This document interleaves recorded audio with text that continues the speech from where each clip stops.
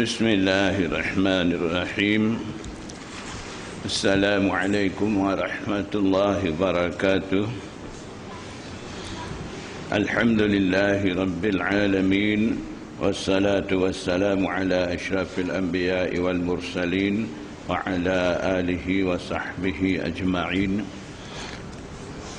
Minggu lepas kita dah mula kitab Bada'il Wahyi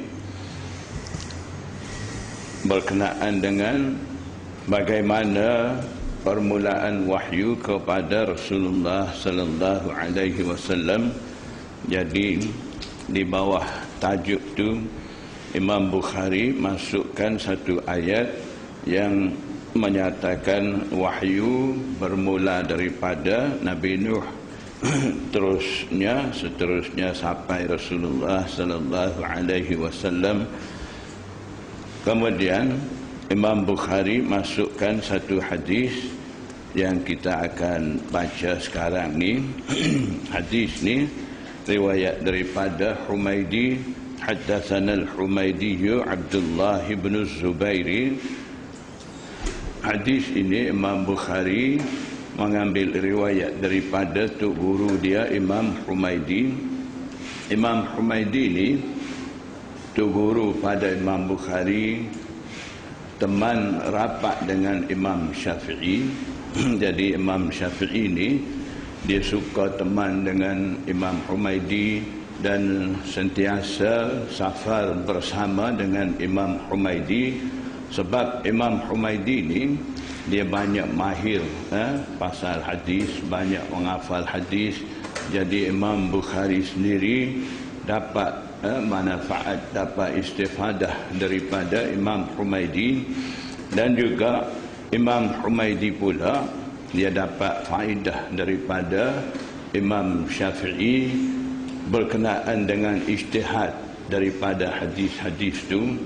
Jadi maksudnya Imam Humaidi ni merupakan seorang imam hadis dan Imam Syafi'i ni merupakan seorang imam hadis lagi seorang imam mujtahid. Jadi di sini sedikit pengetahuan kita perlu tahu apa bezanya muhaddis dan mujtahid. Jadi muhaddis ni dia menghafal hadis dan juga dia pandai riwayat balik hadis. Terkadang dia tidak ada kebolehan ijtihad. Jadi dia tak boleh ijtihad hukum daripada hadis. Ketika itu terpaksa dia bergantung kepada imam mujtahid. Jadi Imam Syafi'i ni hadis pun dia hafal, banyak hadis dia ingat, dan Allah Subhanahu wa taala bagi kebolehan ijtihad kepada Imam Bukhari, Imam Syafi'i. Jadi Imam Syafi'i ni dia pandai ijtihad daripada hadis. Jadi Imam Humaidi walaupun dia tu seorang imam hadis, hafizul hadis, dia terkadang kena rujuk kepada Imam Syafi'i. Jadi keadaan seperti ini bukan kata berlaku di antara imam hadis dan imam mujtahid sejak kebelakangan ni, tidak. Di zaman sahabat lagi ada keadaan seperti itu.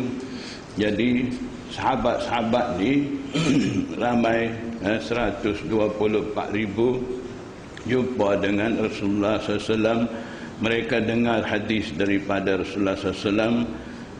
Tetapi di kalangan sahabat ni, sahabat-sahabat yang boleh ijtihad hukum daripada hadis ni, mengikut kajian daripada alim ulama muhaddisin dan fuqaha mujtahidin, mereka kata lebih kurang 100 orang sahabat yang mampu ijtihad hukum daripada Al-Quran dan As-Sunnah, seperti mana Abdullah bin Mas'ud, Aisyah radhiyallahu taala anha dan sebagainya.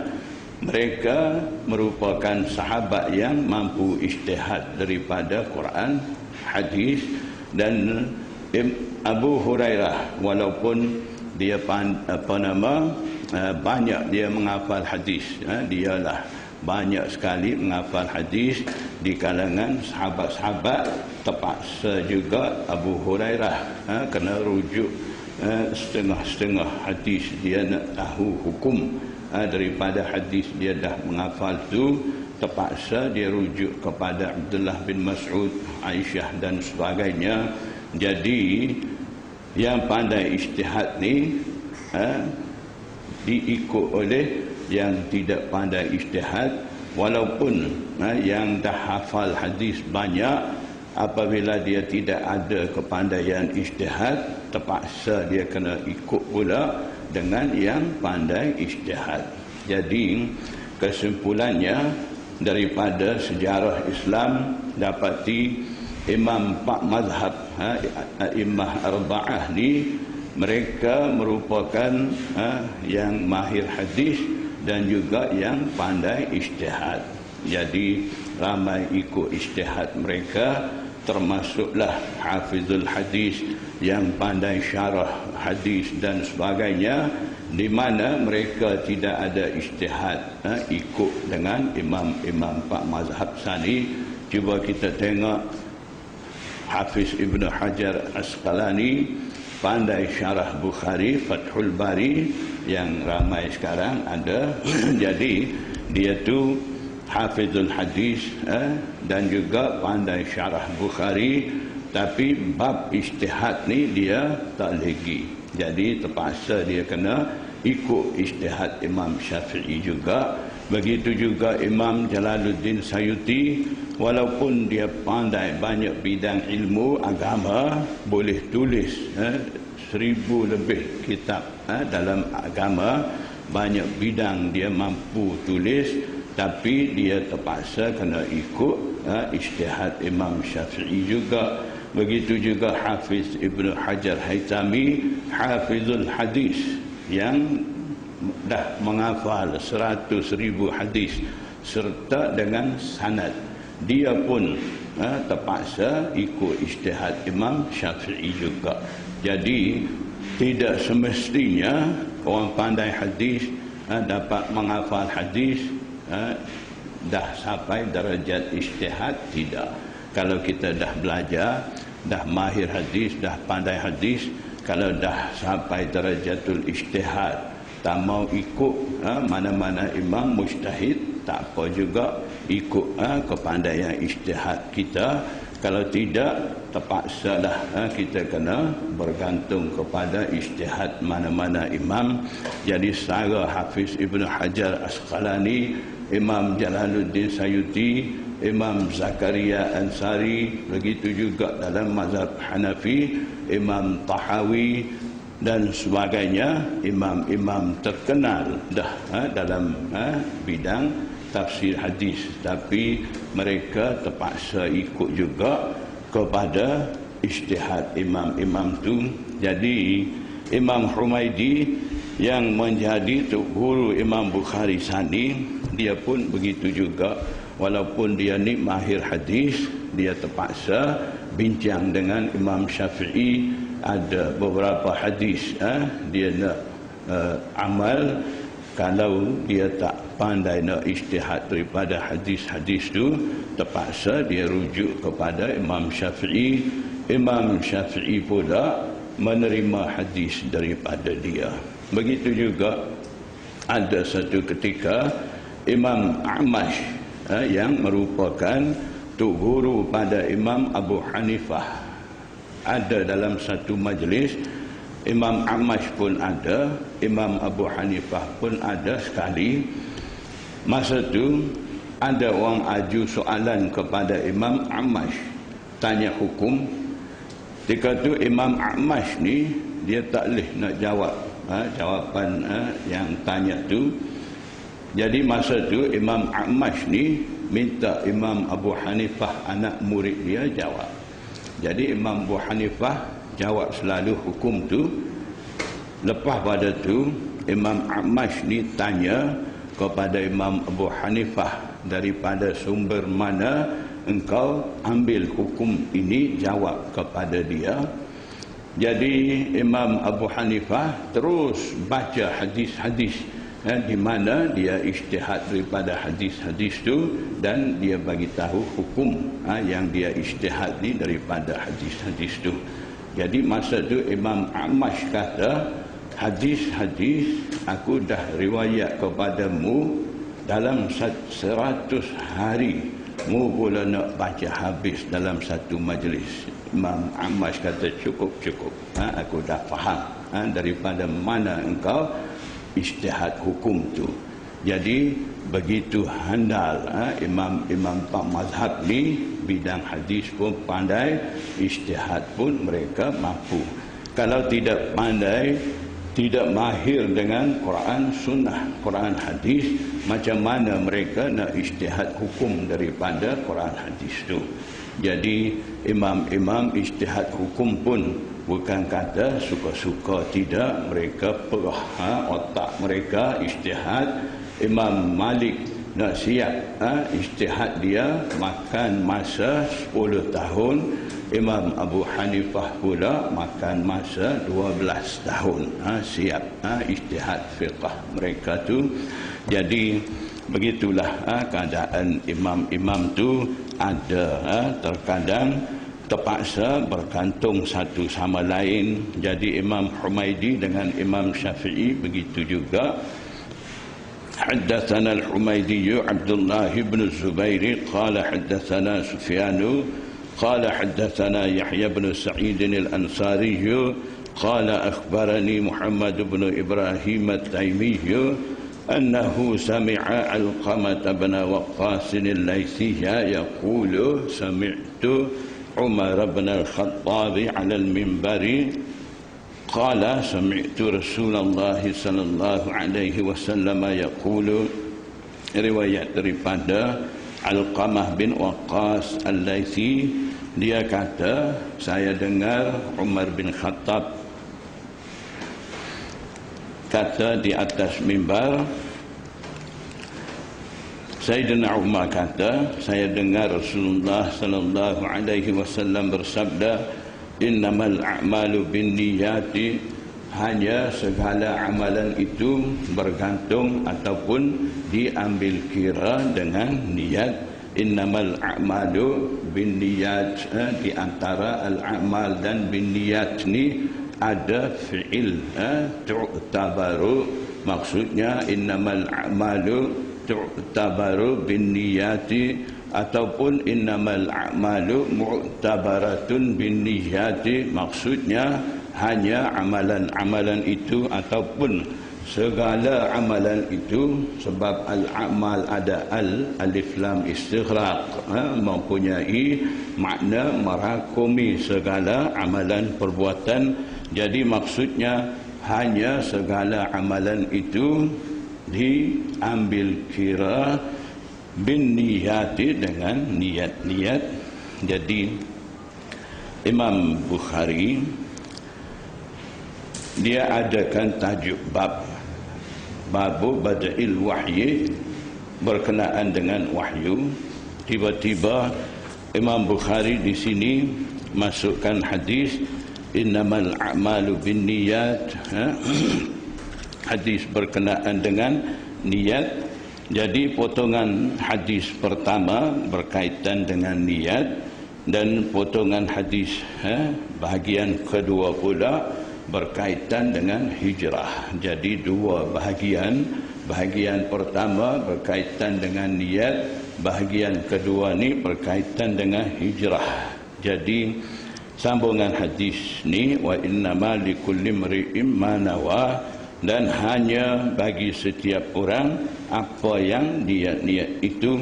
Faman kanat hijratuhu ila dunia, maka sesiapa menjadi hijrahnya kepada dunia, yusibuha ay yahsuluha, dia mendapatkan dunia tu, niat hijrah tu nak dapatkan dunia. Awimra'atin yankihuha, ataupun hijrah dia menjadi menuju kepada wanita yang dia hendak menghawini dengan wanita tu. Fahijratuhu ila ma hajara ilai, maka hijrahnya menjadi kepada perkara yang mana dia hijrah ke arah itu. Jadi bahagian kedua ni berkaitan dengan hijrah dan bahagian pertama berkenaan dengan niat. Jadi Imam Bukhari ada sebab mula dengan hadis ni kitab dia. Satunya Hafiz Ibn Hajar ada bagi tahu, dalam syarah dia pun ada. Jadi hadis ini merupakan sebagai khutbah dalam kitab Bukhari, sebab Sayyidina Umar juga menyebut hadis ini di atas mimbar, seolah-olah dia berkhutbah dengan hadis ni. Jadi hadis ni merupakan dalam kitab ini sebagai khutbah kitab. Sebab itu Imam Bukhari mula dengan hadis niat tu. Dan satu lagi sebab ulama bagi tahu sebab apa mula dengan hadis niat ini, iaitu muhaddisin bagi tahu aqaid yang ada hubung kait dengan hati itu merupakan dasar Islam. Niat juga ada hubung kait dengan hati. Jadi oleh kerana itu, untuk memahami pengajaran dasar Islam yang diberi kepada Nabi Anbiya berupa wahyu dan ilham itu, pentingnya bagi seseorang terutama sekali menuntut jalan hidayat dengan hati yang penuh dengan ikhlas. Sebagai memberi peringatan kepada perkara itulah Imam Bukhari mulakan bab dengan hadis ini, dan itu mengikut bahagian pertama. Dan mengikut bahagian kedua ni, dalam hadis ni Imam Bukhari masukkan berkenaan dengan hijrah. Hijrah ni seseorang tinggalkan sesuatu ataupun tinggalkan satu-satu tempat, dan juga seseorang memutuskan hubungan dengan sesuatu. Itulah makna hijrah sebenar. Jadi Rasulullah sallallahu alaihi wasallam peringkat awal ni dia memutuskan hubungan dengan orang ramai. Dia menuju ke Gua Hira. Di situ Nabi sallallahu alaihi wasallam buat amal ibadat. Jadi daripada situlah Imam Bukhari mengambil maksud hijrah itu dan masukkan hadis hijrah di sini, sambung dengan innamal a'malu binniyat. Jadi berkenaan dengan Nabi SAW masuk di Gua Hira, kemudian turunnya wahyu.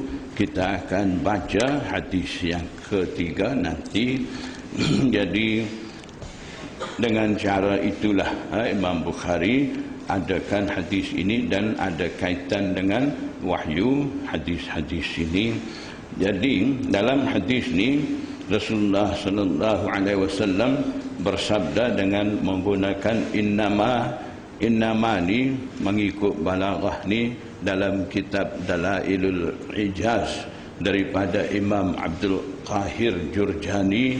Di situ ada menceritakan berkenaan dengan kalimah innama.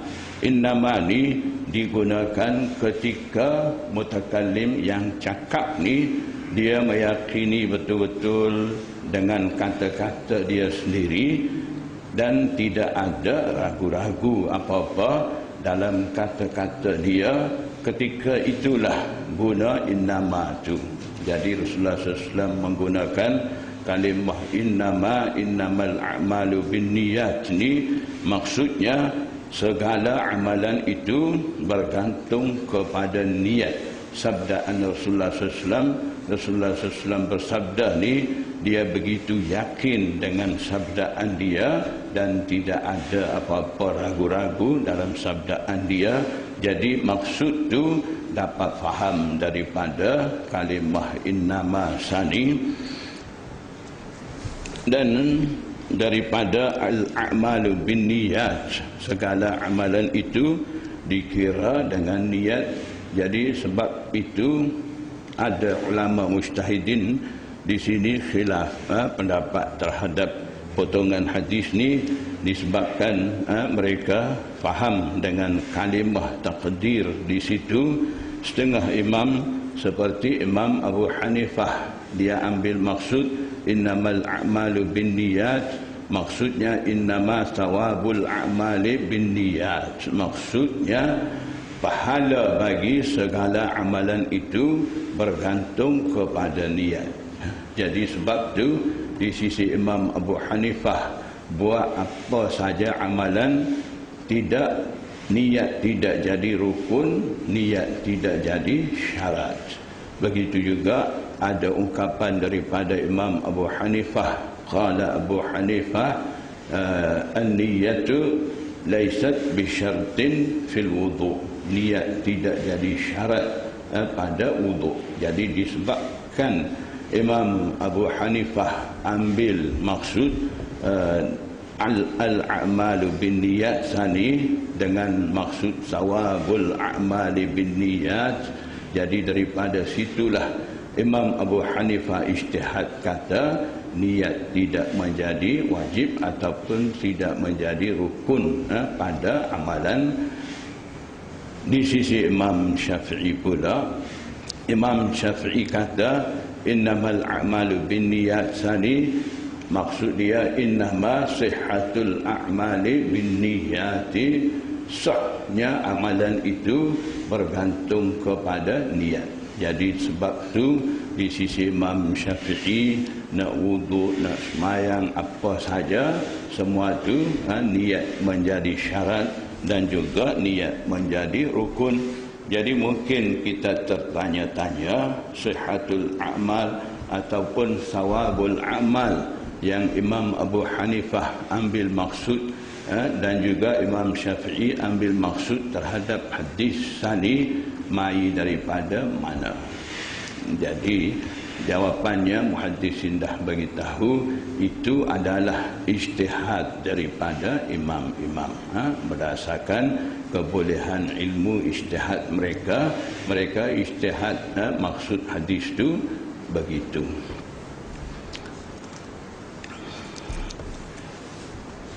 Jadi Nabi sallallahu alaihi wasallam bersabda hadis ini semasa Nabi sallallahu alaihi wasallam sampai di Madinah. Setelah itu sahabat-sahabat juga dah hijrah sampai ke Madinah. Masa itu Rasulullah SAW bersabda hadis ini, dan sambungan hadis yang kedua ni, faman kanat hijratuhu ila dunya, sesiapa hijrahnya kepada dunia dia akan dapat dunia, kalau nak wanita dia akan dapat wanita. Jadi Nabi sallallahu alaihi wasallam bersabda begitu sebabnya. Dan satu hadis lagi sambungan dia, wal muhajiru man hajara manahallah, dan muhajir hakiki, muhajir sebenar ni orang yang mampu meninggalkan larangan Allah Subhanahu wa taala. Jadi semasa sahabat-sahabat hijrah ke Mekah, Madinah ni, masa tu ada masing-masing niat. Setengah betul-betul mereka nak hijrah, nak lepas diri daripada ancaman daripada orang kafir.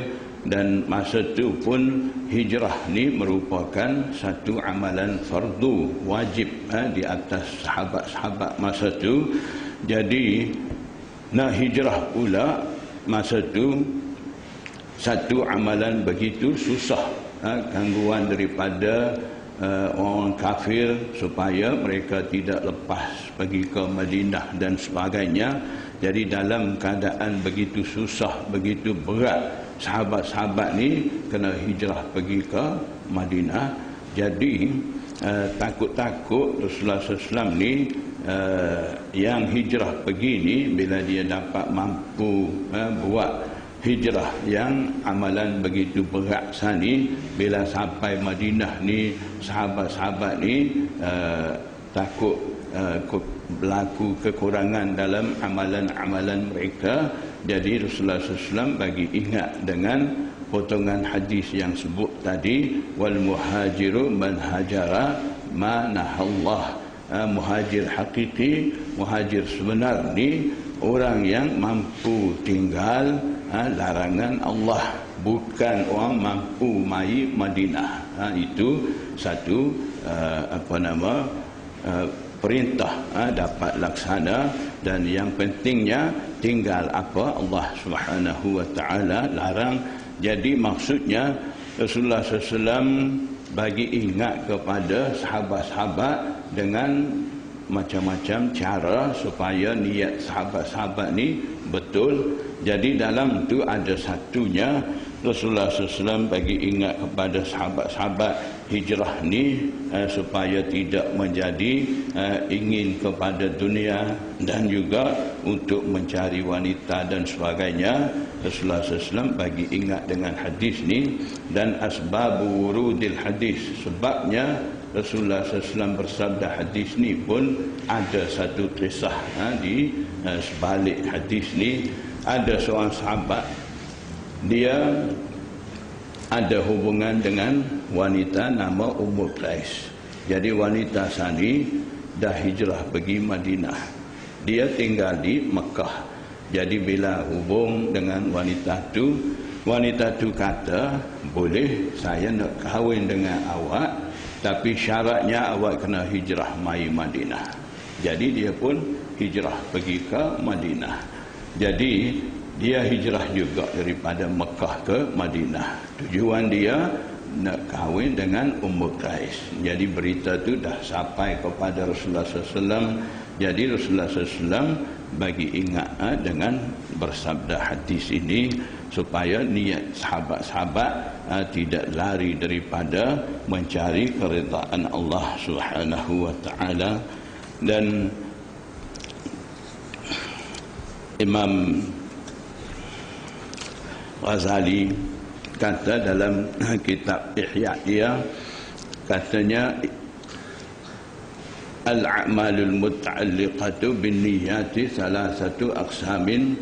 Amalan-amalan yang ada kaitan dengan niat ni ada 3 jenis amalan.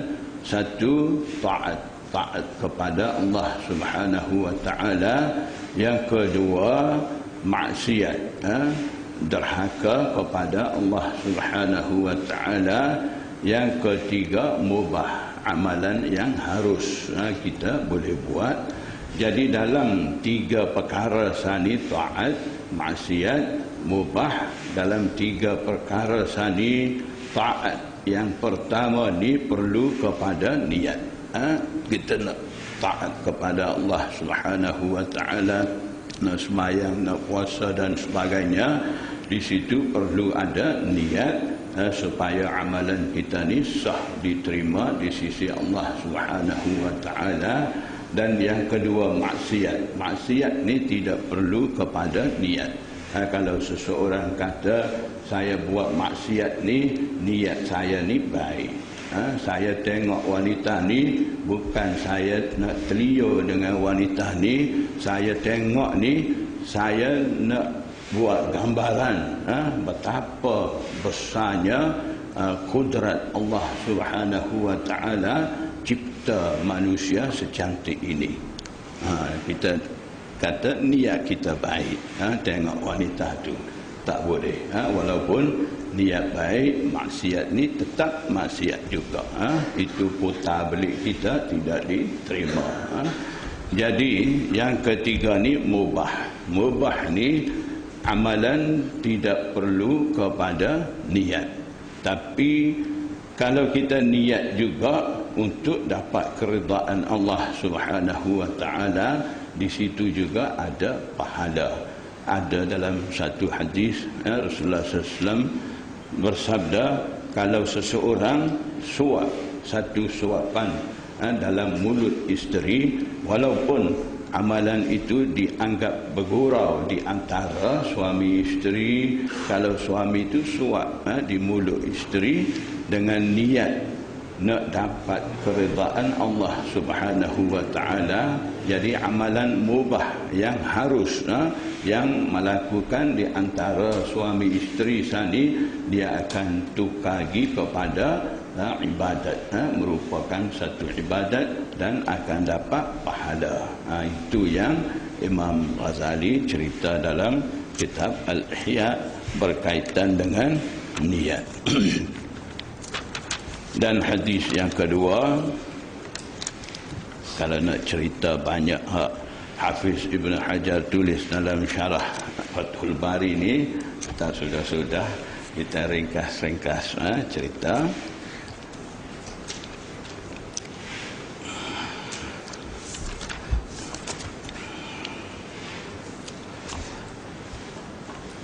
Bab yang kedua, jadi Imam Bukhari dalam bab Bada'il Wahyi ini dia akan adakan 6 bab. Jadi kalau kita nak tengok hadis-hadis yang dia masuk ni, adakah tidak sesuai dengan terjematul bab, tajuk bab dia.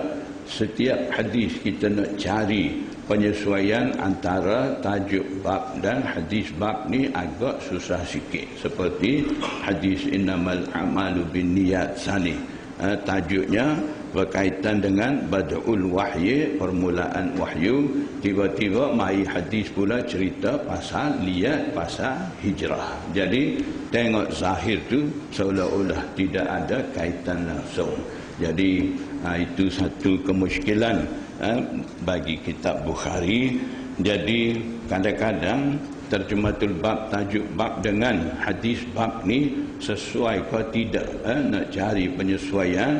Jadi tepat-tepat serupa sani, tajuk berkenaan dengan permulaan wahyu, hadis pula bercara tentang niat dan hijrah. Jadi nak cari kaitan antara tajuk bab dan hadis bab ni susah mau cari. Jadi tepat-tepat lagu tu kadang-kadang muhaddisin pun jadi pening kepala, sakit kepala. Mana mau cari kehalusan ijtihad Imam Bukhari tu. Jadi memang yang itulah ijtihad Imam Bukhari. Jadi ijtihad Imam Bukhari ni ada pada terjematul bab, fiqhul Bukhari fi tarajumihi. Ijtihad Imam Bukhari ada pada tajuk bab. Tajuk bab tu Imam Bukhari tulis apa, itulah ijtihad dia. Hadis dia masuk di bawah tajuk bab ni, itu merupakan dalil bagi ijtihad dia. Jadi kadang-kadang tajuk bab lain, hadis lain, jadi tak nampak dia ijtihad daripada hadis ni, kok mana dia ijtihad tu. Jadi suku hadisan ni, hadis tu berkenaan dengan niat dan hijrah. Dia ijtihad daripada hadis tu berkenaan dengan bada'ul wahyi, permulaan wahyu. Jadi kita nak cari poin Imam Bukhari ijtihad tu di mana. Kadang-kadang ada muhaddisin jumpa cari dapat fikir, dapat ilham, macam itulah mereka dapat faham, mereka tulis sebagai syarah hadis-hadis tu. Daripada situ kita akan dapat. Kalau kita nak fikir sendiri memang tidak mampu. Kering otak dulu, lepas tu mungkin dapat jugalah sikit-sikit. Jadi terkadang terjemah tajuk bab Imam Bukhari ni dia ada begitu. Tajuk bab dengan hadis bab ni kita nak cari penyesuaian tak dapat. Terjematul bab seperti itu panggil tarajim khafiyah. Terjematul bab khafiyah, tersembunyi dia punya hubungan antara tajuk bab dan hadis bab tu. Dan terkadang mudah kita nampak ijtihad Imam Bukhari merupakan terjematul bab, tajuk bab sani dengan hadis tu, mudah kita cari penyesuaian tu, nampak terang dalam hadis yang ada bawah tu. Terjemah macam tu panggil tarajim zahirah.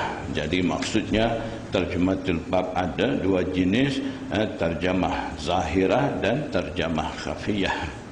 Jadi seperti hadis innamal a'malu binniyat tsani dengan terjematul bab ni nama dia terjemah khafiyah. Jadi hadis 6 buah di bawah Badul Wahyi ni, dalam 6 buah hadis ni hadis bab yang ketiga lah. Kita akan mudah nampak di situ masa mana permulaan wahyu tu. Jadi hadis tu dinamakan terjemah zahirah dan hadis 5 lagi terjemah khafiyah. Jadi kalau keadaan hadis-hadis tu dah jadi macam tu, imam-imam muhaddisin kata dalam satu bab kalau ada 5-6 hadis, kita tak perlu cari penyesuaian bagi setiap hadis tu. Kalau ada satu hadis dapat sesuai dengan terjematul bab sani, itu dah cukup. Itu muhaddisin buat putusan begitu. Haddatsana Abdullah ibn Yusuf qala akhbarana Malikun. Hadis ni diriwayat melalui Imam Malik. Jadi Imam Bukhari mula-mula masuk hadis riwayat daripada Imam Humaidi Sani, dan hadis yang kedua ni Imam Malik riwayat.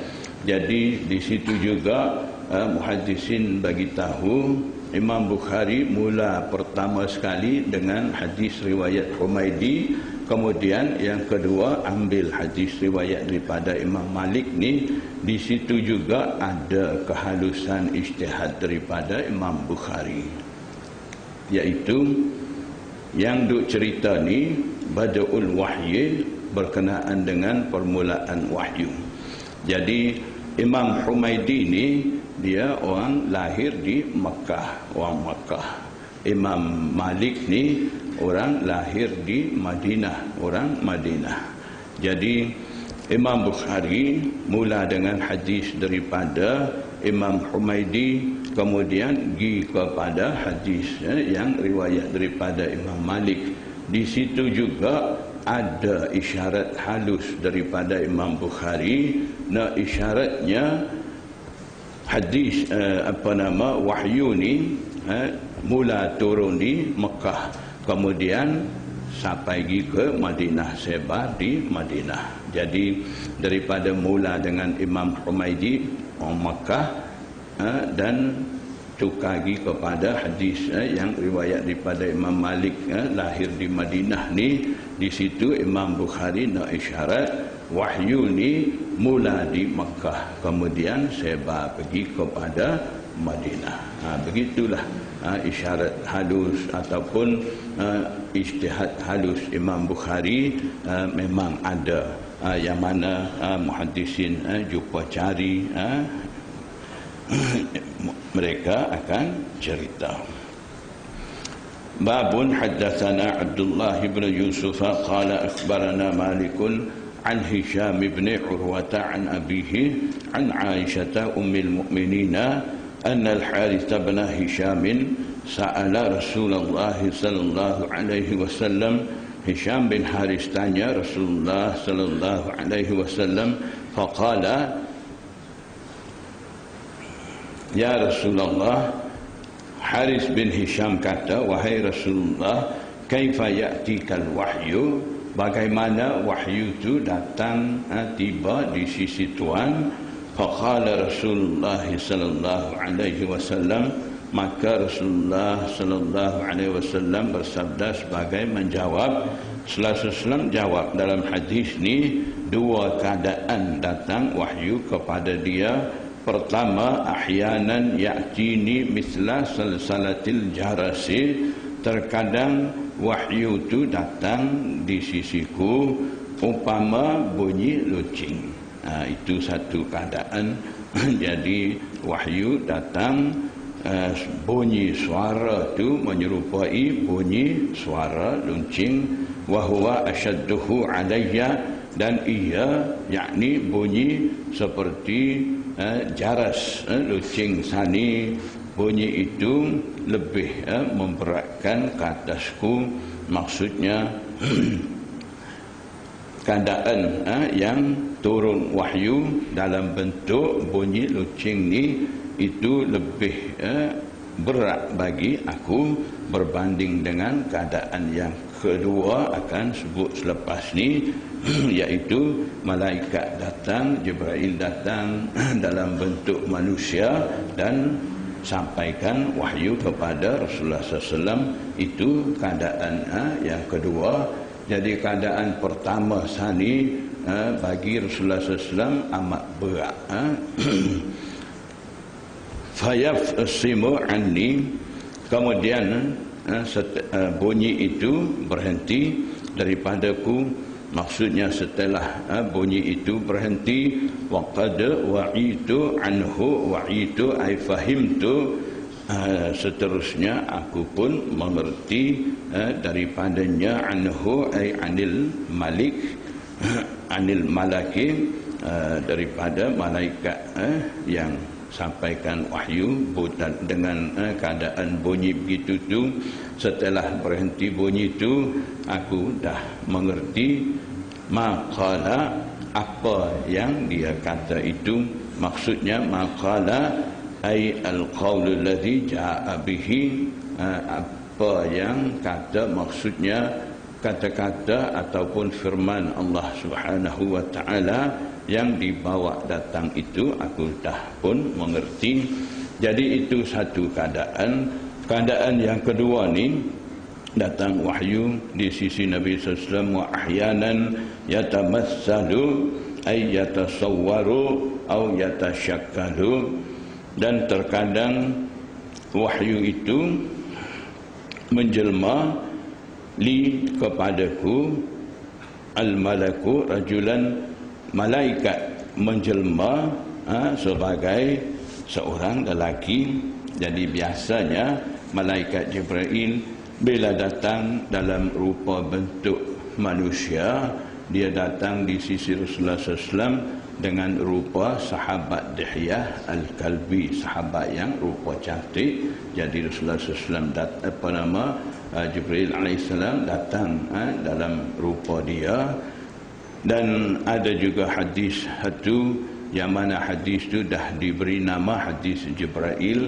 Jadi Jibril AS datang dalam rupa manusia dan masuk majlis Rasulullah SAW, tanya kepada Rasulullah SAW, mal iman, mal Islam, mal ihsan, apa erti iman, apa erti Islam, apa erti ihsan, apakah tanda-tanda kiamat dan sebagainya.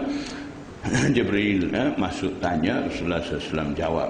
InsyaAllah hadis itu kita akan baca, di situ saya akan hurai.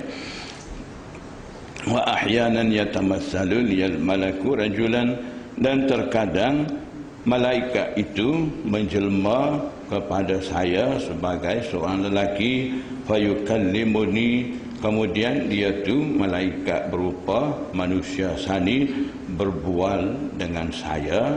Kata Rasulullah SAW, fa'i ma yaqulu, dan aku mengerti apa yang dia kata itu. Qalat Aisyatu, Aisyah radhiyallahu anha kata, walaqad ra'aituhu, laqad ada lam qasam. Jadi maksudnya wallahi laqad ra'aituhu ay laqad absartuhu, demi Allah, Aisyah kata, aku sudah pun lihat ia, Rasulullah SAW tu, yanzilu alaihil wahyu, wahyu tu turun ke atasnya, ke atas Nabi SAW, fil yaumish syadidil bardi, pada hari bersangatan sejuk. Hari sangat sejuk ni susah nak keluar peluh, tapi hari kuat sejuk tu, ketika turun wahyu ni, Aisyah kata dia lihat, fayafsimu anhu, ketika mana wahyu tu berhenti, wa inna jabinahu la yatafassadu araqa, sesungguhnya dahinya Rasulullah SAW bersimbah peluh. Jadi dalam musim sejuk kuat, payah nak keluar peluh. Masa tu pun bila turun wahyu ni, Rasulullah SAW berpeluh, dahi dia basah dengan peluh. Kerana apa? Kerana sangat berat dirasakan oleh Rasulullah SAW saat turunnya wahyu. Jadi itu Aisyah yang cerita betapa beratnya masa Rasulullah SAW menerima wahyu. Ada dalam kisah-kisah sahabat dalam kitab Hayatus Sahabah yang dikarang oleh Maulana Yusuf Kandahlawi. Dalam tu pun ada cerita tu. Ada satu masa Rasulullah sallallahu alaihi wasallam tidur di atas paha Rasulullah SAW. Kepala Rasulullah SAW letak di atas paha Sayyidina Ali. Jadi ketika tu turun wahyu. Jadi Sayyidina Ali kata, aku rasa masa turun wahyu tadi seolah-olah paha aku ni nak patah. Sampai begitu keadaan menerima wahyu tu berat. Jadi dalam hadis ni Imam Bukhari menceritakan dua keadaan datang wahyu kepada Rasulullah sallallahu alaihi wasallam. Dan hadis yang ketiga riwayat daripada Aisyah, haddatsana, bab yang ketiga, hadis yang ketiga, haddatsana Yahya bin Bukairin qala haddatsana Al-Laits an Uqail, riwayat daripada Uqail riwayat daripada Ibnu Syihab an Ibnu Syihab Az-Zuhri. Ibnu Syihab ni tu guru pada Imam Malik. Imam Malik banyak riwayat daripada dia. An Urwah bin Zubair an Aisyah ummul mukminin, riwayat daripada Aisyah ummul mukminin. Dalam sanad sani ada Uqail ni Uqail bin Khalid. Jadi dalam kutubus sittah, kitab hadis 6 buah ni, kalimah dengan ejaan ain, qaf, ya, lam. Boleh baca Uqail, boleh juga nak baca Aqil. Jadi kita nak beza macam mana, nak baca Aqil ke, nak baca Uqail.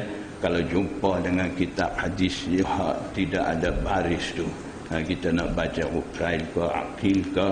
Jadi muhaddisin dah bagi kaedah, tengok ain, qaf, ya, lam, sani Ibnu siapa.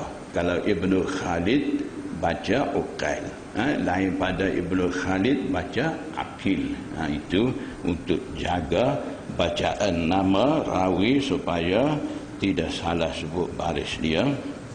Riwayat ni daripada Aisyah ummul mukminin annaha qalat, Aisyah kata, awwalu ma budi'a bihi Rasulullah sallallahu alaihi wasallam ar-ru'ya salihatu fi an-naumi. Pertama wahyu dimulakan dengannya oleh Rasulullah SAW adalah ar-ru'ya as-salihah. As-salihah ay as-sadiqah, mimpi yang baik, mimpi yang benar, yang mana Rasulullah SAW lihat dalam masa tidur. Jadi setakat ni ada dua benda perlu kita tahu. Pertama, annaha qalat, Aisyah kata. Aisyah akan cerita berkenaan dengan mula turunnya wahyu, di mana Nabi sallallahu alaihi wasallam peringkat awal sebelum jumpa dengan Jibril alaihissalam di Gua Hira, sebelum turun ayat pertama Iqra bismi rabbikal ladzi khalaq, sebelum tu ada lebih kurang masa 6 bulan Nabi sallallahu alaihi wasallam pergi kepada Gua Hira. Kita nak kata betapa ke, suluk ke, boleh. Jadi Rasulullah SAW seorang diri duduk dalam Gua Hira siang malam. Ada sekali pergi lebih kurang 20 hari, 1 bulan Rasulullah SAW duduk di situ. Jadi itu Rasulullah SAW pergi begitu ni disebabkan Rasulullah SAW dapat ru'yah salihah dalam mimpi. Disebabkan itu Rasulullah SAW pergi asingkan diri daripada masyarakat, dan Rasulullah SAW gi buat amal ibadat supaya sampai satu tahap keikhlasan yang betul terhadap Allah Subhanahu wa taala. Setelah itu bila dah sampai tahap mampu menerima wahyu daripada khalawah Nabi SAW, ibadat di Gua Hira dan sebagainya, Allah Subhanahu wa taala hantar Jibril jumpa dengan Rasulullah SAW, mula turun wahyu. Jadi kalau kita tengok keadaan tu, perjalanan wahyu ni kita tahunya mula daripada Jibril AS datang di Gua Hira. Masa turun, Iqra bismi rabbikal ladzi khalaq.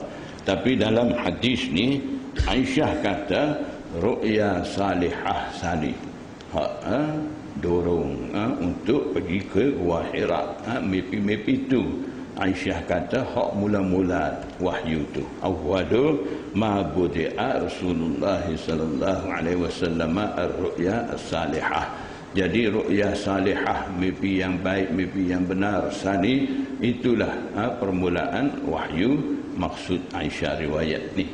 Jadi kita tahu itu bukan mula wahyu. Mula wahyu ni Jibril datang turun ayat Iqra bismi rabbikal ladzi khalaq.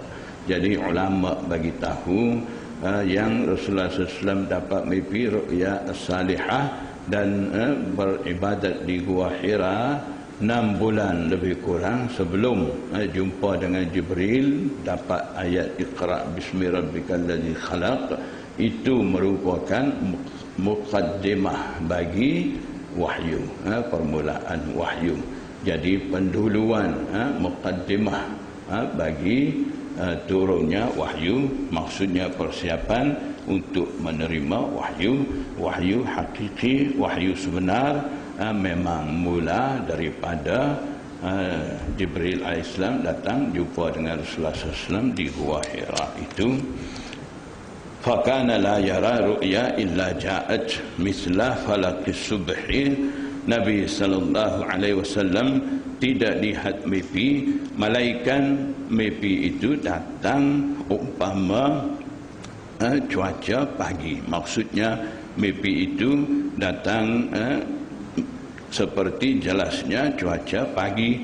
Jadi setelah Rasulullah SAW mimpi begitu, dapat ru'ya salihah tu, summa hubbiba ilaihil khala'u, kemudian disukai, hubbiba disukai, ataupun terjemah untuk mudah faham, tertarik hati kepadanya, pada Rasulullah SAW. Al-khala'u, al-khala' apa mana? Al-khala' kalau sambung baitul khala' jadi tandas. Jadi di sini bukan makna tu. Al-khala' maksud di sini ai al-khalwatu, mengasingkan diri.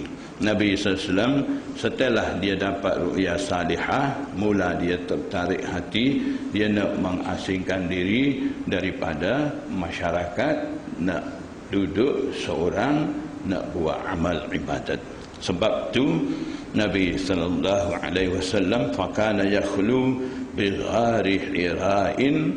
Nabi sallallahu alaihi wasallam bersendirian ataupun menjadi berasingan di Gua Hira. Jadi kenapa Rasulullah SAW pilih tempat Gua Hira itu untuk dia asingkan diri dan juga untuk buat ibadat. Jadi ulama muhaddisin bagi tahu, dan Imam Ibnu Abi Jamrah dia ada bagi tahu Nabi sallallahu alaihi wasallam pilih Gua Hira ni untuk buat ibadat ni ada 3 sebab. Satunya bila duduk di Gua Hira, Nabi sallallahu alaihi wasallam dapat lihat Kaabah. Melihat Kaabah itu satu ibadat.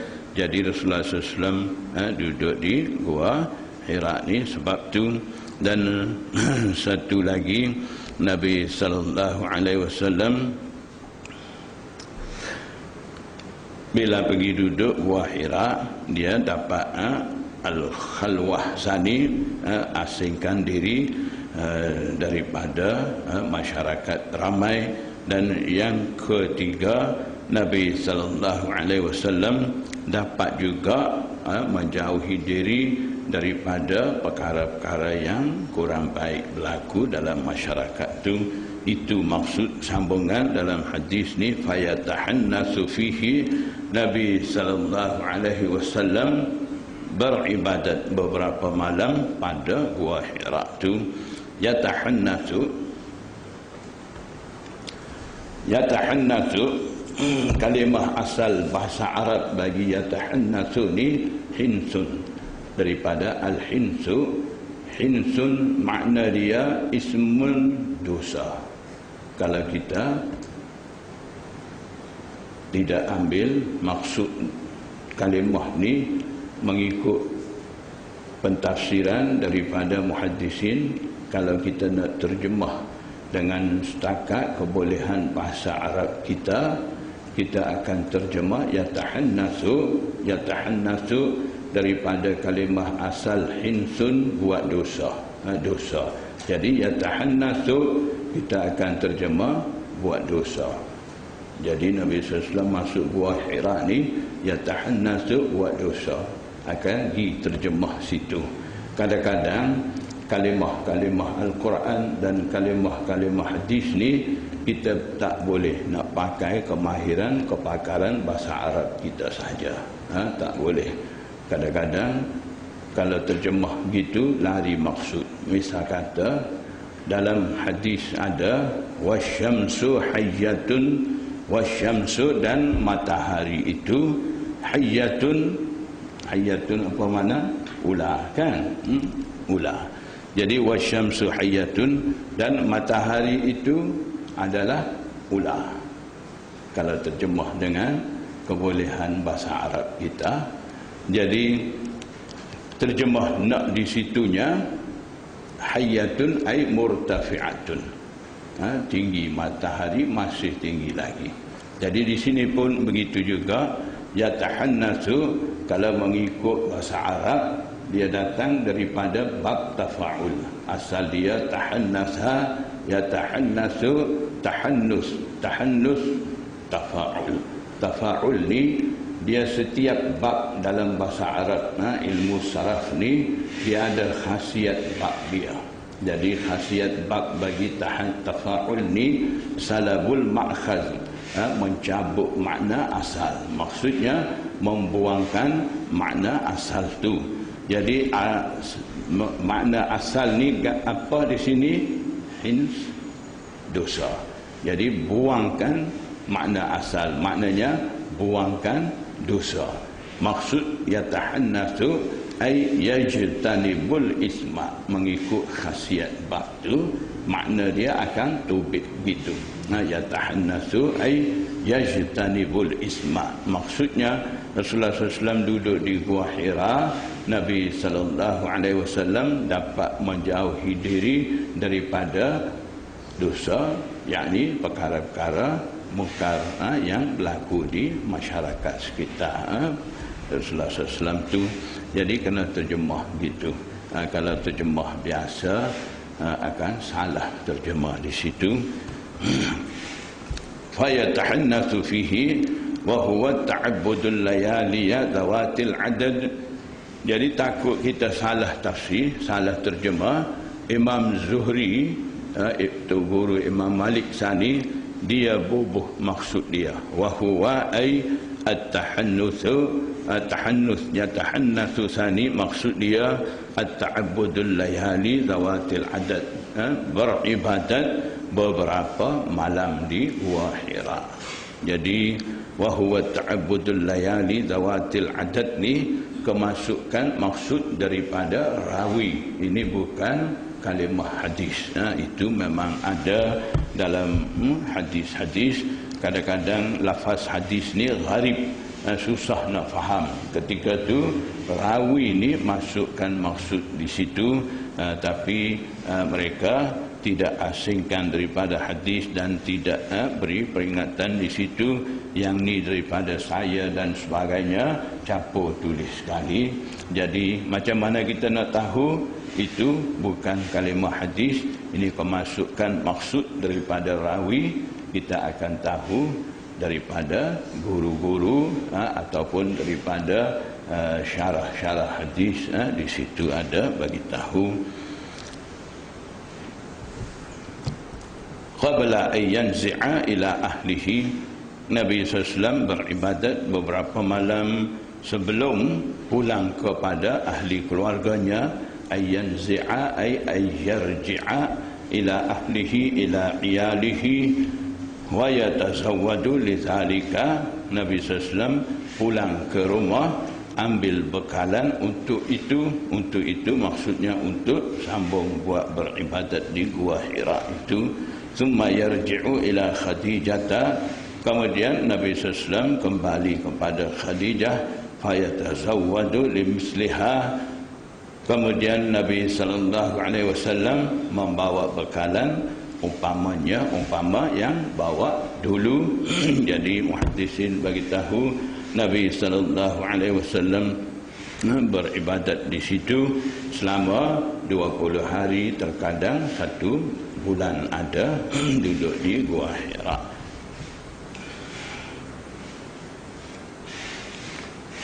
Jadi sambungan kisah ni ada banyak lagi. Kalau nak baca malam ni tak habis. Nak baca Tirmizi sikit. Jadi berhenti sekali dulu Bukhari. InsyaAllah kisah ni kita akan sambung baca habis minggu depan insyaAllah. Wallahu a'lam.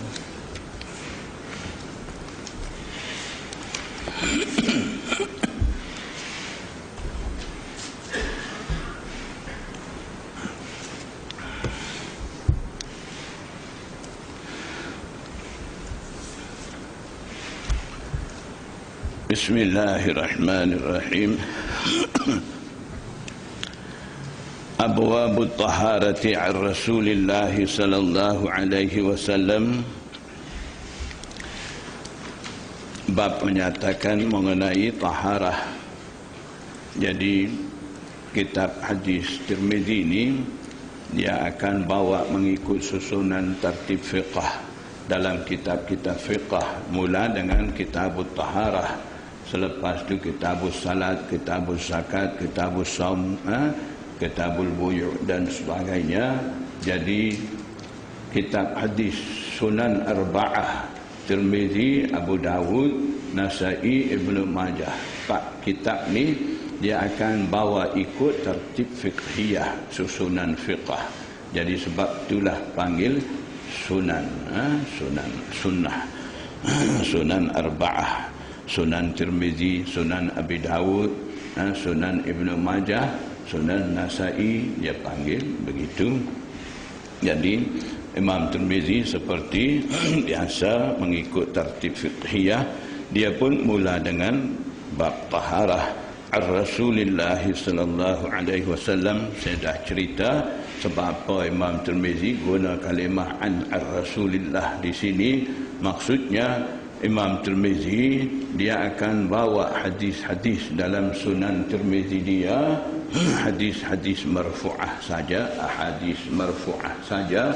Hadis marfu'ah ni maksudnya ma udhifa lin nabiy sallallahu alaihi wasallam qaulan wa fi'lan wa taqriran, itu panggil hadis marfu'ah. Maksudnya hadis-hadis yang disebut kepada Rasulullah SAW, sama ada sabdaan Rasulullah SAW ataupun perbuatan Rasulullah SAW ataupun pengiktirafan daripada Rasulullah SAW terhadap amalan sahabat.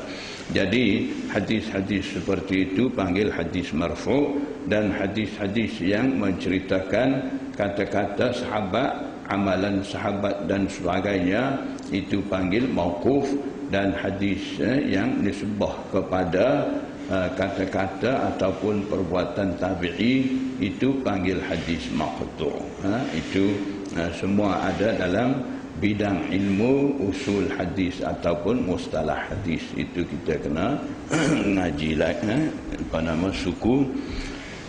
Jadi disebabkan Imam Tirmizi dah sebut Rasulullah dalam kitab dia akan ada hadis-hadis marfu' saja, hadis mauquf dan hadis maqtu' tidak ada. Sebab apa Imam Tirmizi sebut mula-mula begitu?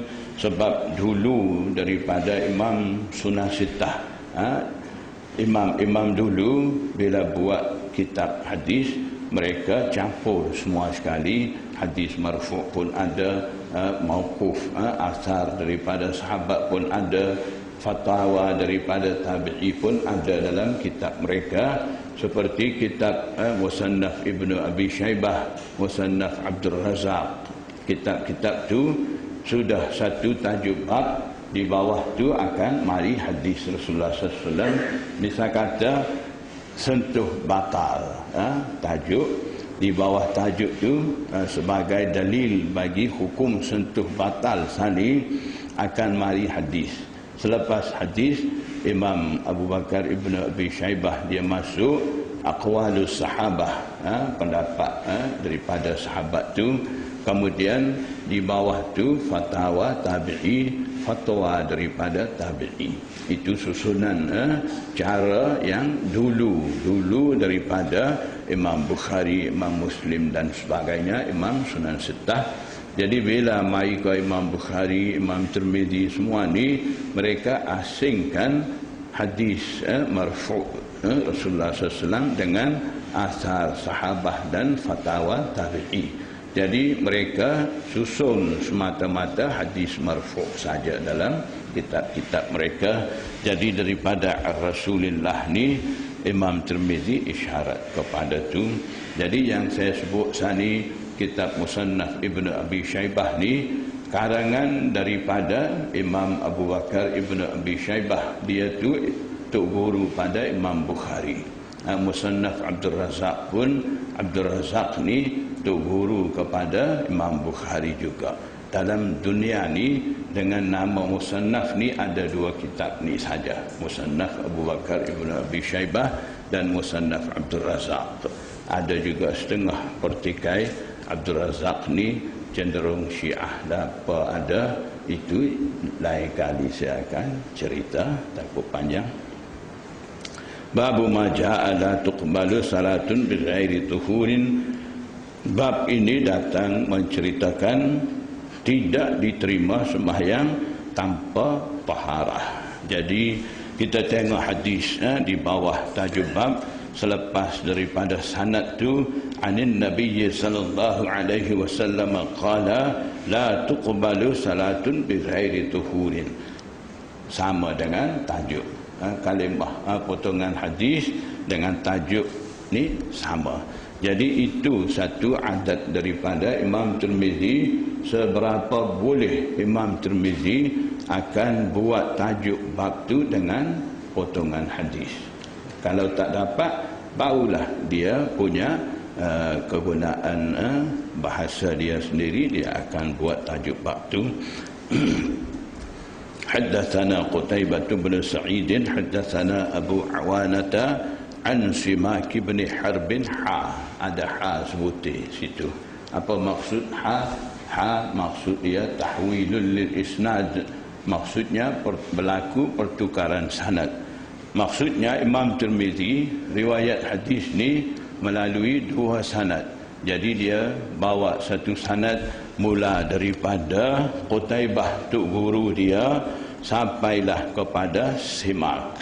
Sampai Simak dia berhenti, dia bawa sanad yang kedua daripada Hannad tok guru dia, haddatsana Waqi an Israil an Simak. Nama Simak ni jumpa balik.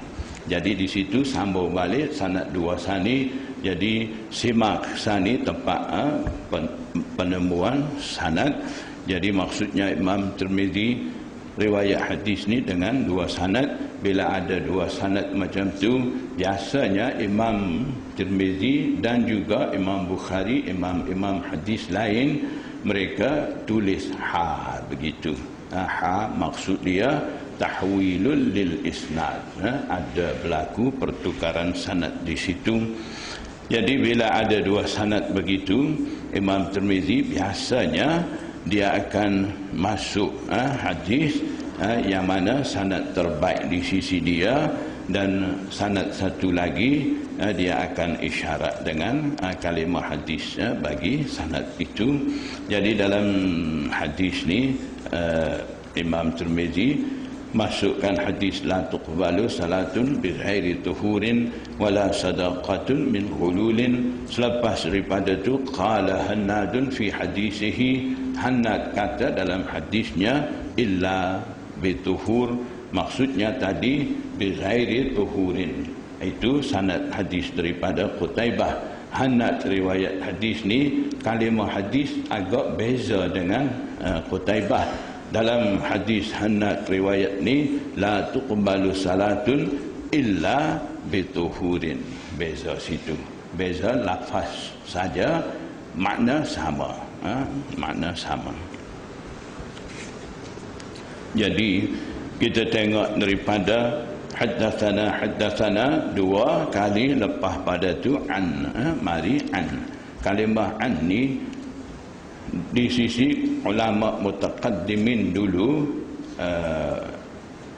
di zaman mereka kurang amalan tadlis. Tadlis ni misal kata saya terima hadis daripada tok guru saya, kemudian tok guru dia ni daripada tok guru dia, terus sampai Rasulullah. Jadi bila saya riwayat hadis, saya menusuk tok guru saya hak sebenar tu.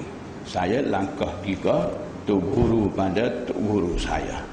Sebab tok guru saya ni masa tu dia tak berapa masyhur, ataupun dia tu seorang rawi dhaif. Jadi malu nak kata riwayat daripada dia. Tok guru pada tok guru saya ni masyhur, jadi disebut nama dia selalu. Jadi celah ni tok guru dia sendiri hilang. Itu panggil tadlis. Dalam mustalah hadis ada, itu panggil tadlis. Jadi bila sanad hadis tu ada guna kalimah an, seperti dalam sanad ni haddatsana Qutaibah bin Sa'id, haddatsana Abu Awanata, lepas tu an Simak bin Harbin. Begitu juga ada an gitu. Sanad hadis seperti ini juga dalam mustalah hadis ni panggil an-anah, ataupun mu'an-an.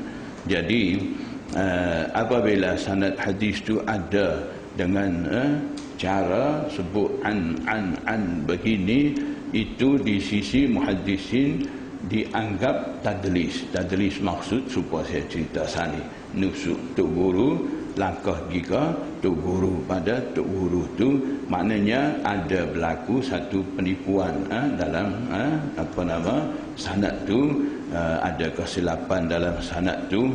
Jadi kenapa Imam Tirmizi bawa cara tu dengan an begitu? Jadi muhaddisin kata zaman Imam Sunnah Sittah ni zaman mutaqaddimin, ulama-ulama dulu masa tu orang riwayat ni buat dengan cara seperti saya sebut sani ni kurang, tak ramai. Dalam kumpulan mutaqaddimin, kalau nak bilang pun tak sampai bilangan tadlis, mudallis ni tak sampai lebih daripada 35 orang. Jadi kemudian daripada tu jadi banyak cara seperti itu berlaku banyak. Bila dah berlaku banyak, jadi muhaddisin ni bila ada sanad hadis ni dengan an begitu, mereka berhati-hati. Takutnya ada gugur tok guru ke, ada cara tak betul ke dalam sanad tu. Mereka hati-hati dan mereka minta sanad dengan haddatsana, akhbarana, yang tu. Kalau ada dengan an pun mesti ada kenyataan yang kedua selepas daripada sanad tu, menyatakan di mana gunaan dengan dua orang rawi itu. Ada pula sanad lain menceritakan dengan haddatsana, maknanya penjelasan kena ambil daripada sanad lain, dan bila dapat pengesahan macam tu daripada sanad lain, barulah sanad yang guna dengan an sani akan diterima. Kalau tidak, ditolak, sanad tu akan dianggap dhaif dan sebagainya. Jadi Imam Tirmizi guna macam tu masa dia tidak menjadi masalah besar lagi perkara tu. Jadi sebab tu dia guna dengan an. Dan adat Imam Tirmizi ni, apabila ada saja masalah dalam sanad hadis, dalam matan hadis, dia cerita selalu. Jadi tak perlu bimbang apa-apa dengan sanad yang ada dalam Sunan Tirmizi ni, tidak menjadi masalah.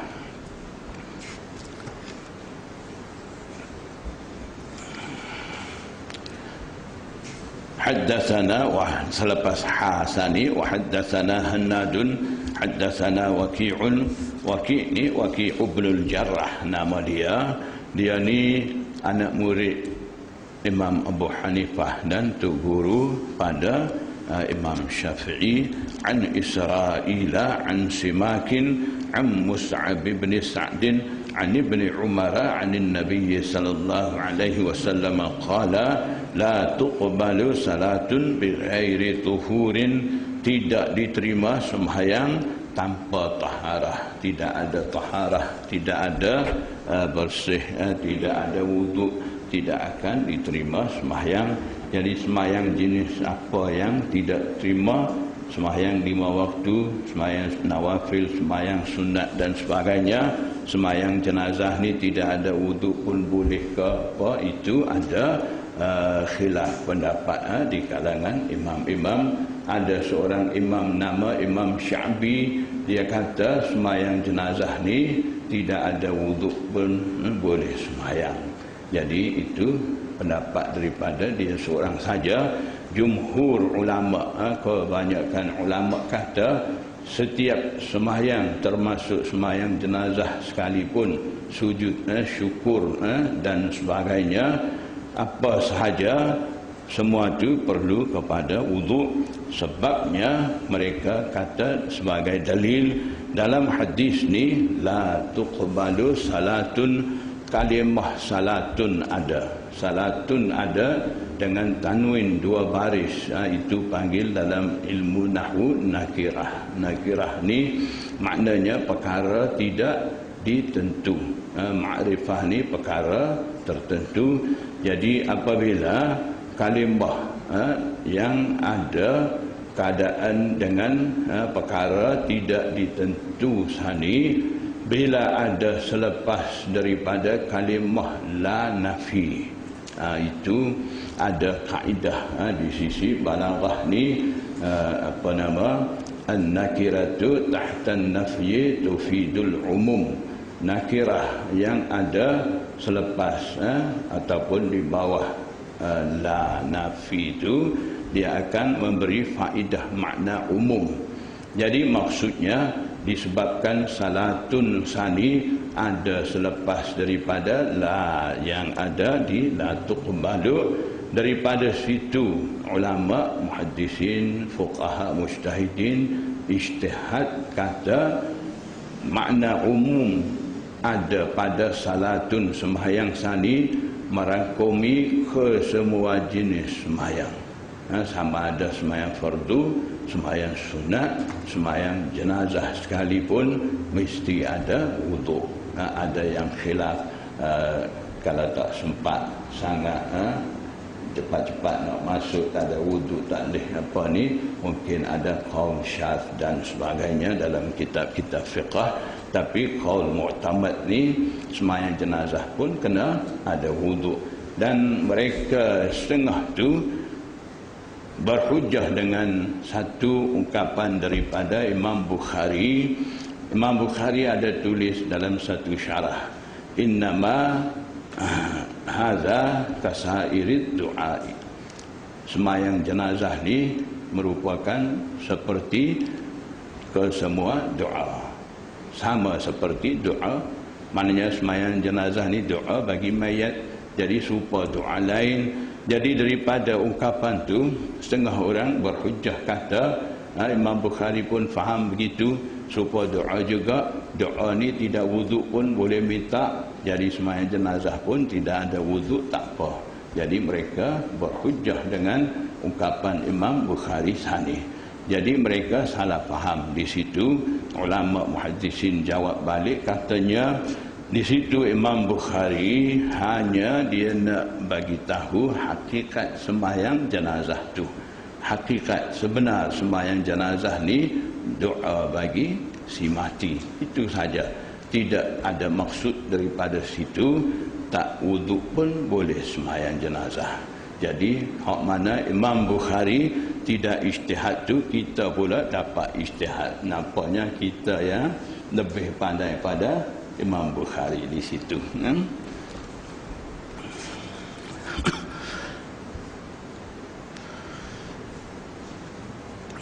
Qala Abu Isa, Imam Tirmizi kata, hadzal haditsu asahhu syai'in fi hadzal babi wa ahsanu.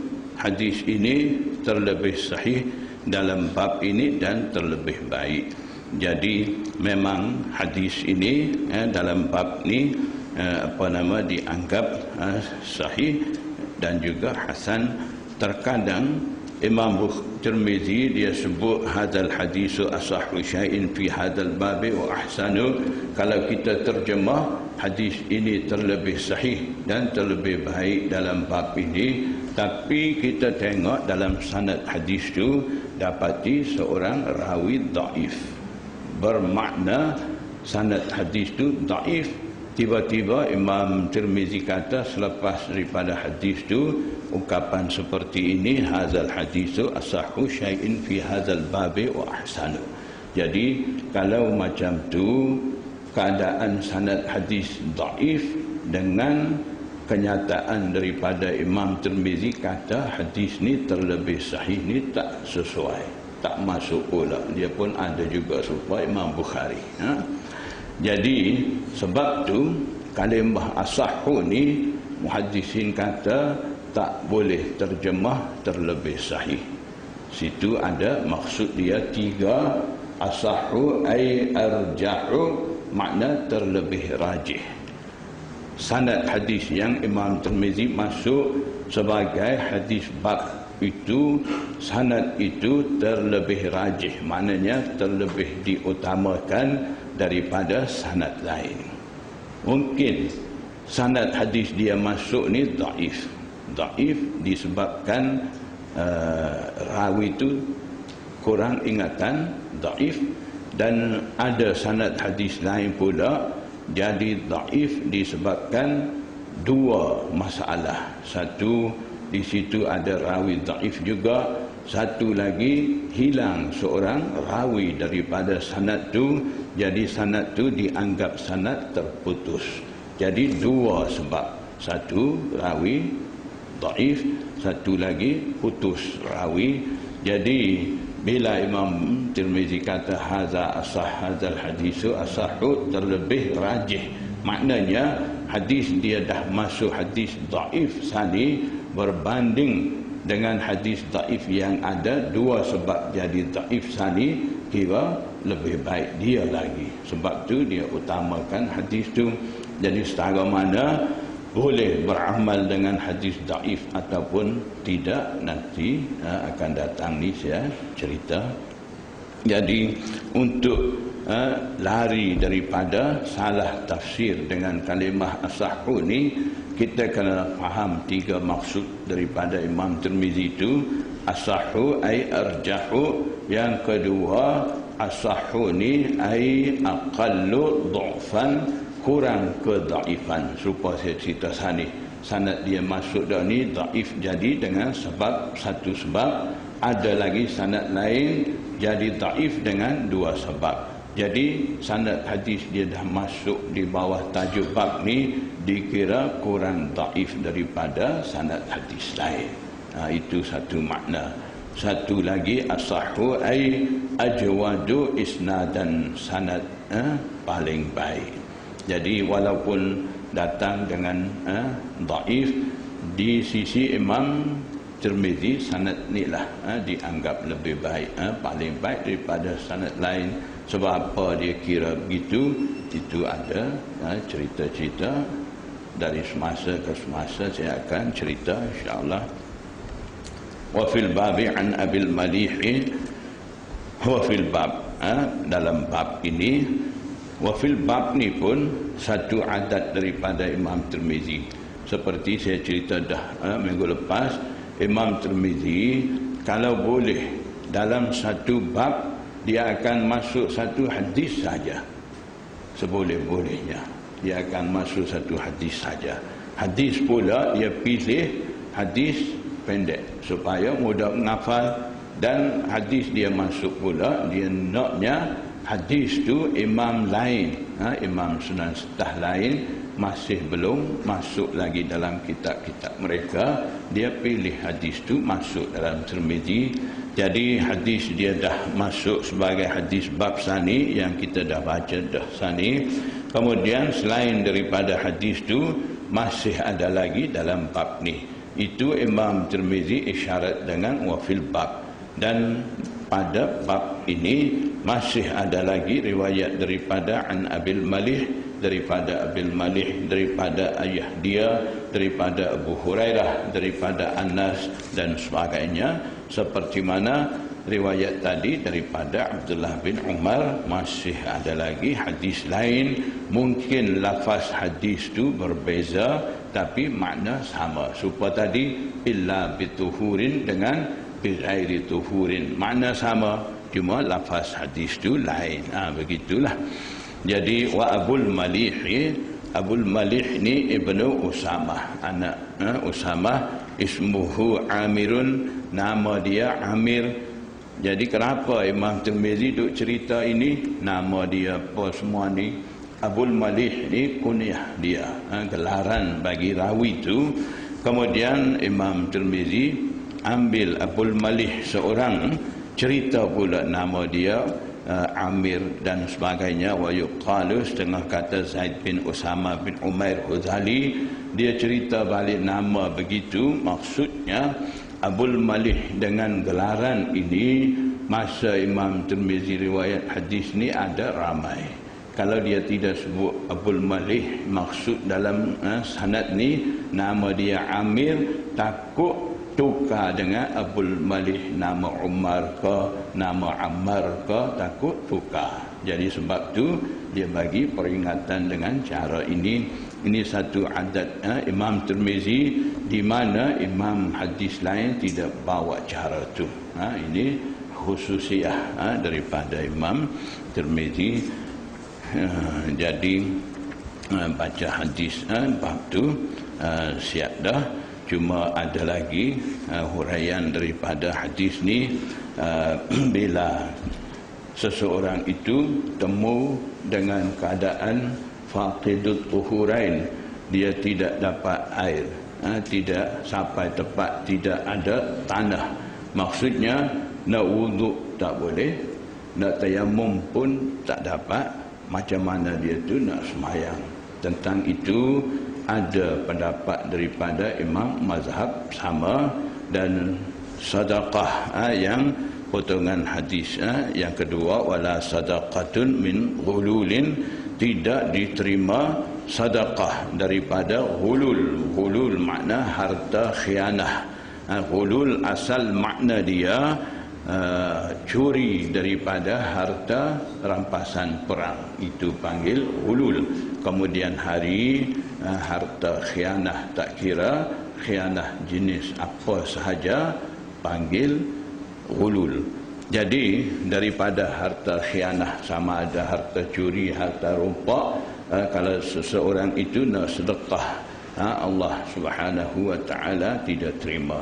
Kalau dah ada harta tu dengan kita, macam mana kita nak selesai masalah tu? Insya-Allah kita sambung bulan minggu depan, insya-Allah. Dah nak pukul 11 dah. Sekian ni dulu. Wallahu a'lam. Subhanallah bihamdihi. Astaghfiruka wa atubu.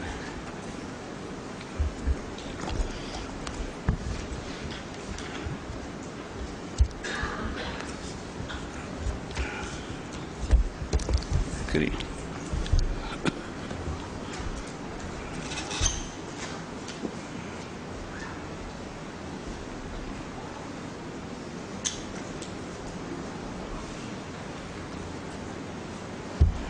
Boleh dah.